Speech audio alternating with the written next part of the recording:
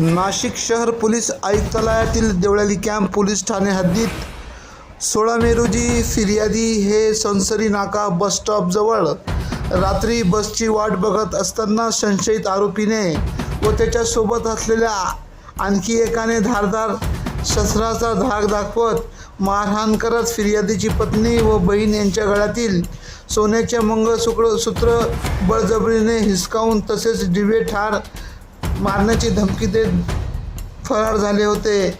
याबाबतचा तपास नाशिक गुन्हे शाखा युनिट क्रमांक 2चे पोलीस अधिकारी करत असताना गोपनीय माहिती मिळाली।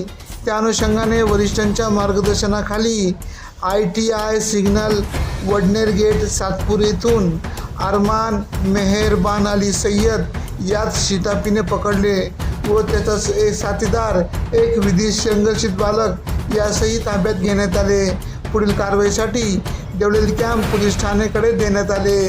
सदरची कामगिरी गुन्हे शाखा युनिट क्रमांक 2चे प्रभारी अधिकारी हेमंत तोडकर, डॉक्टर समाधान हिरे यांच्या मार्गदर्शनाखाली पोलीस उपनिरीक्षक मुख्तार खान पठाण, सहाय्यक पोलीस उपनिरीक्षक गुलाब सोनार, शंकर काळे, सुनील आहेर, परवीन वानखेडे यांनी केली।